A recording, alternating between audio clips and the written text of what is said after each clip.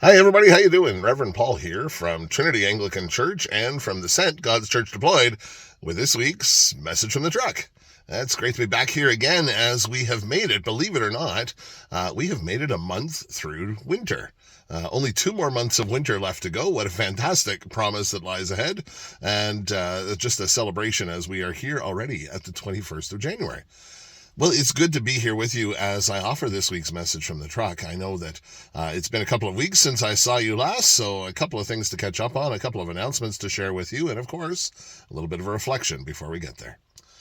So, I don't know if any of you have noticed. I'm not sure if you've been living under a rock, or maybe you just haven't turned on the TV or listened to the radio, or heaven's sakes, even opened up one of those old fangled dangled newspaper thingies. But if you have experienced the news recently, you'll find out that it has been cold outside. Now, it's been, minus 10, minus 15, even as cold as even minus 20 here in southwestern Ontario, and that is cold enough, let me assure you. The Coke Zero is freezing in the garage, if you know what I mean. But that's nothing compared to folks out west in Alberta in particular who've experienced minus 40, minus 50 degrees Celsius. Hard to believe that it would get that cold.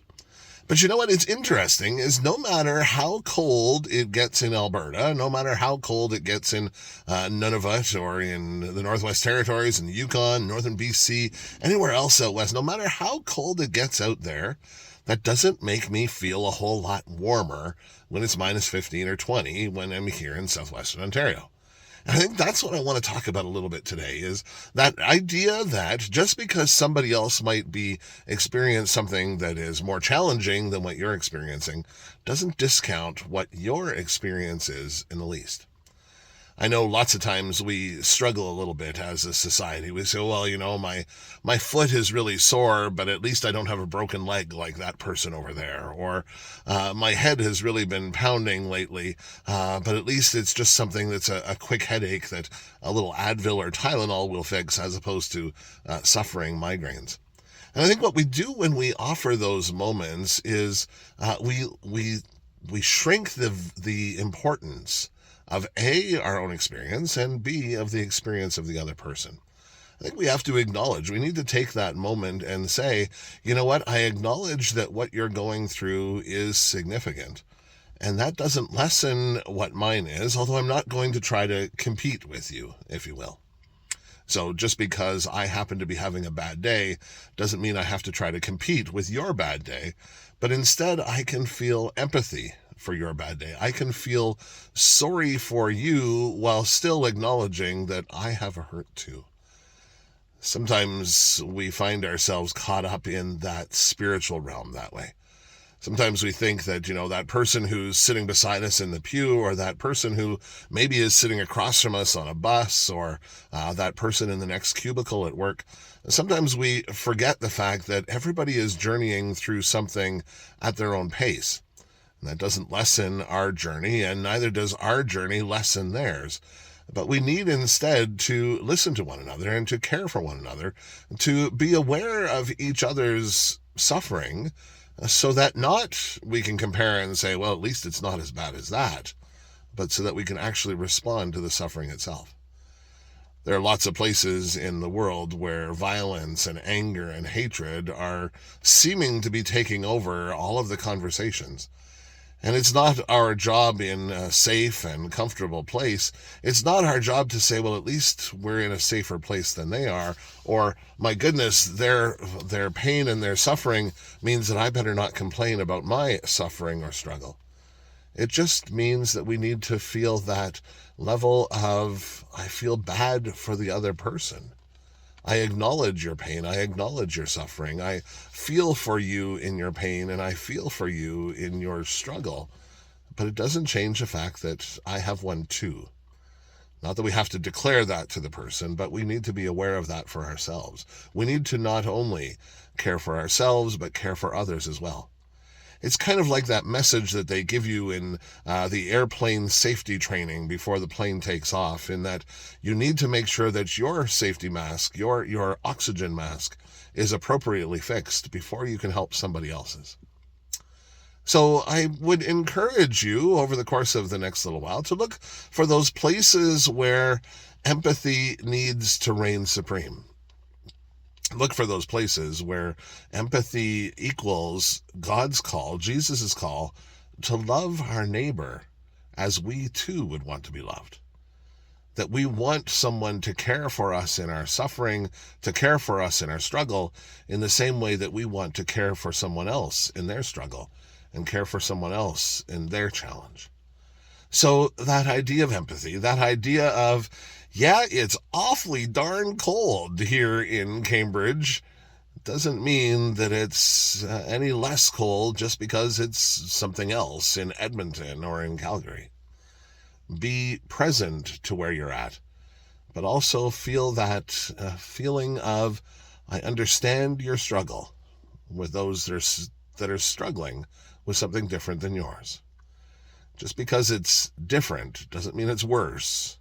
Just because it's bad doesn't mean it's worse. It's just different. So I invite you to care differently for one another, but love one another as Christ has loved us. I'm going to leave it at that for right now, because the last thing you need is me reminding you of how cold it is outside. I know there's signs of maybe a little warmth next week to thaw out our bones a little. But in the meantime, a couple of announcements for the community as we enter into this next week, this last full week of January. Can you believe it? We're going into the last full week of January already. So a couple of announcements for the community of Trinity Anglican Church. First of all, if you are a person who needs to write a vestry report, myself included in this particular announcement, a reminder that those are due in the office this weekend. So please make sure you get those vestry reports in. Our vestry meeting doesn't happen until the end of February, and there'll be more information coming about that. Our the decision at the Sent to take a bit of a pause before we enter into our next Bible study continues. So please do continue to reach out to a local church community. Maybe it's a church in Windsor or here in Cambridge or wherever that happens to be, to take advantage of maybe what they're offering in a Bible study or scripture study or maybe a book study to, if you're really looking for something like that. And the Sent will be back when we get to Lent as we make our way down towards that time. I know that there are lots of other events and so on going on. I know the sewing group at Trinity Anglican Church is looking to make some cushions for our pews. Won't that be lovely? Speaking of the suffering of others and the suffering of ourselves, how wonderful it will be to have some cushions to cushion up on, or to cozy up on, if you will, in the pews. Next Saturday, that's the 27th of January, at 9 o'clock in the morning, we're going to be having a cutting party. So an opportunity for folks to come out and cut out their designs and pieces and so on to be able to send home with folks to be able to make our new cushions for the pews at the church.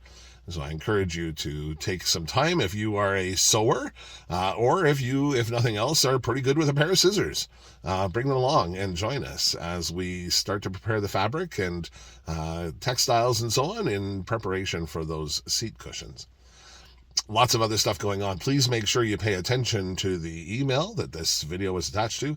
If you're not receiving either the Trinity Times or the deployment docs, please reach out to us and let us know so that we can get you on a list and make sure you're not missing out on any of the announcements.